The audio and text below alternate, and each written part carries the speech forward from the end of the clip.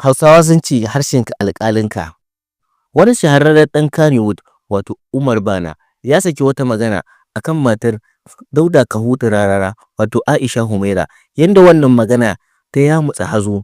Shi dai Umar Bana ɗan jihar Maiduguri ne kuma Kanuri, kuma shahararren ɗan Kannywood ne. A wata majiyan ma an ce yaron Dauda Kahutu Rarara ne. Wannan magana da Umar Bana ya faɗi ta a cikin wani faifan bidiyo ta yamutsa hazo, inda 'yan social media da 'yan Kannywood suka dinga cece-kuce a kanta. Amma kafin mu shiga asalin labarin, amma kun san cewa muna kawo muku supplement masu kyau, masu inganci. Idan kai sayayya daga nesa, insha Allah za mu kai makaranka a duk faɗin Najeriya, irin su Niger, Kamaru da Chadi, Cote d'Ivoire da sauransu. Sannan kuma mu sari miki, muna ba da sarin katan-katan, sannan muna maraba da masu siyan ɗaiɗai. Sannan muna muku tallan sabon maganinmu breast enhancement. Wannan insha Allah a kwana 15 za ki fita daga cikin ƙwailayen mata. Sannan kuma sai uwa uba maka wato esrim maka, wannan ina ƙara hips sannan kuma yana cika tudun mace. Sannan na uku muna da golden capsule na maza wanda yake ƙara girman gaba da daɗewa da kuma ƙarfi.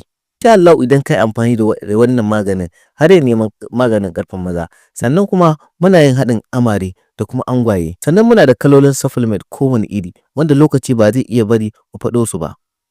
09063865632 shine number WhatsApp ɗinmu da ta kira. Umar Bana ya saki wani faifan bidiyo a inda yake wata magana mara daɗi akan Aisha Humaira, inda yake cewa ina shawartar mijinta wato Dauda Kahutu Rarara da idai da kai ta wajen mazaje suna tattaɓa ta. Yanda ya ce yana da hujjoji da ya sa ya fi saki wannan bidiyo. Na farko shine inda ya sa wani bidiyo inda mai girma shugaban ƙasar Najeriya Ahmad Bola Tinubu ya gaisa da Aisha Humaira. Ya ƙara da cewa idan Allah yana shawartar ta daina zuwa gurin taro ana tattaɓa ta kuma ana gaisa da ita kuma suna gogayya da maza. Wannan magana ta sa Aisha Humaira ta fito ƙarara inda ta ce masa an da kwana 7 ya janye kalamansa da ya faɗi a kanta na mijinta.